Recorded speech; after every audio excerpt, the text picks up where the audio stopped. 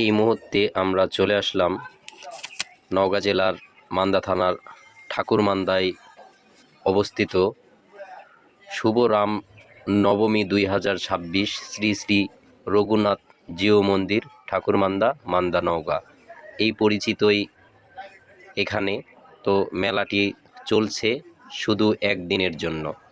আপনারা আমার সঙ্গে থাকুন, পুরো মেলাটি আপনাদেরকে ঘুরে দেখানোর চেষ্টা করতেছি।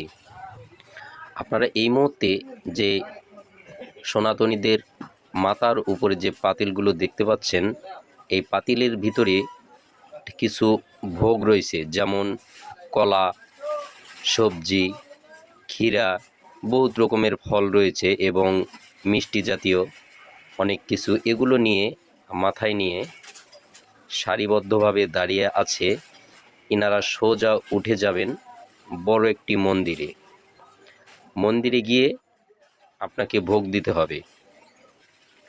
এখানে সব ধরনের লোক আসে, হিন্দু, মুসলিম, বৌদ্ধ, খ্রিস্টান এবং আদিবাসী। সব ধরনের লোকই এখানে যোগ দিতে পারে।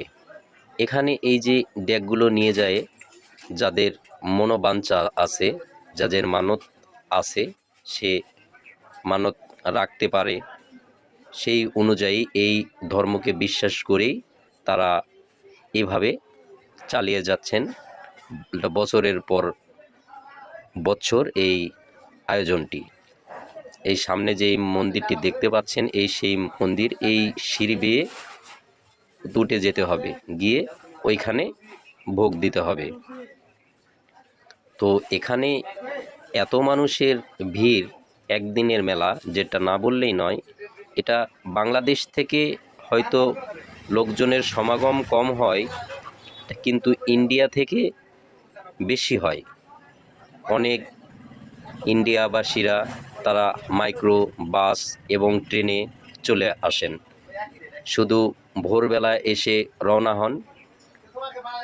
ভোর থেকে শুরু করে সন্ধ্যা 4টা 5টা পর্যন্ত তারা এ মেলায় অংশগ্রহণ করেন। মেলা যখন শেষ হয়ে যায় আবার তারা চলে যান। তো এ মেলায় সব কিছুই পাওয়া যায়, যেমন ধরেন কলা, সবজি ইত্যাদি, এবং ঢোল যন্ত্র বাদ্য সহকারে সব ধরনের কিছুই এ মেলায় পাওয়া যায়। দেখতে পাচ্ছেন যে এই মেলাতে পুরুষের চাইতে নারীর সমাগম বেশি, কারণ মূলত এখানে নারীদের পুজোটাই বেশি হয়। আর নারী ভোগবিলাসীতে উন্মাদ, তাদের ধর্ম অনুসারী তারা চলছে। আর আপনাদেরকে আমিও পুরো মেলাটি দেখানোর চেষ্টা করতেছি, আপনারা আমাদের সঙ্গেই থাকুন। পুরো মেলাটি দেখার আমন্ত্রণ রইল। আপনারা দেখতে পাচ্ছেন হাজার হাজার মানুষের ভিড়, প্রচণ্ড গরম।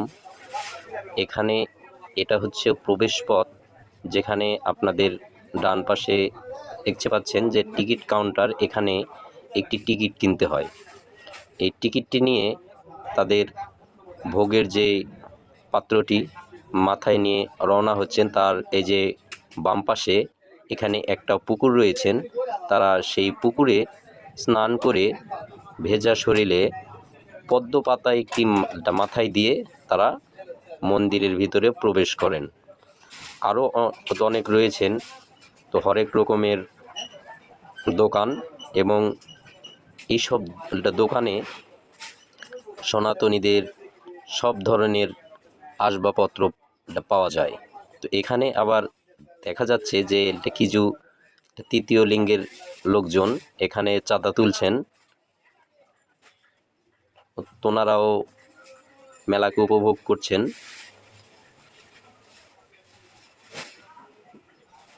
তো মেলার বেচা কিনাও সব ধরনের দোকানেই কম বেশি খারাপ চলছে না, ভালোই চলছে আর কি। তো মেলার দোকানগুলো আপনাদেরকে ঘুরে ঘুরে দেখানোর একটু চেষ্টা করতেছি। তো আপনারা উপভোগ করতেছেন। তো আরেকটু সামনে যাই, দেখি কি দেখা যায়। তো হরেক রকমের দোকানপাট, এখানে ছেলে মেয়ে আত্মীয় স্বজন সব ধরনের লোকজনই এখানে যে উপভোগ করছেন এই মেলাতে। হ্যাঁ, এটাই সেই তৃতীয় লিঙ্গের মানুষ আর কি, যারা সব ধরনের মানুষকেই আনন্দ উপভোগ দিয়ে থাকেন। আস্তে আস্তে আস্তে আস্তে আস্তে দেখবেন, সাবধানে চলবেন।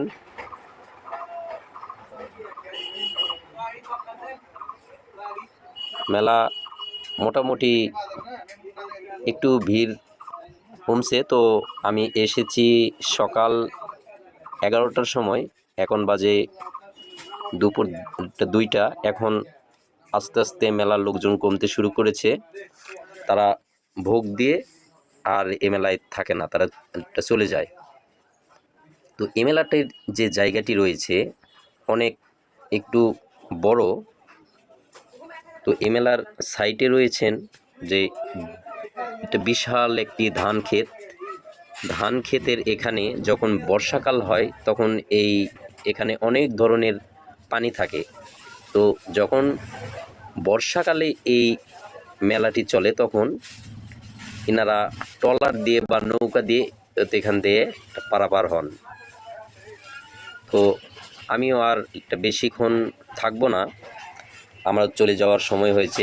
এখানে দেখতে পাচ্ছেন যে মিষ্টি জাতীয় কোনো কিছু খাবার, সে দোকানগুলো দেখতে পাচ্ছেন। ভিডিওটি যদি আপনাদের ভালো লেগে থাকে তাহলে স্বপ্ন সাধনা ইউটিউব চ্যানেলটি সাবস্ক্রাইব করে নতুন নতুন ভিডিও দেখার আমন্ত্রণ রইল। সকলে আমার পাশে থাকবেন, আমিও আপনাদের পাশে থাকার চেষ্টা করব ইনশাল্লাহ। তো সকলে ভালো থাকবেন, সুস্থ থাকবেন, শান্তিতে থাকবেন, এই কামনায় শেষ করছি। আল্লাহ হাফেজ। জয় বাংলা, জয় হোক বিশ্ব মানবতার, জয় হোক সকলের।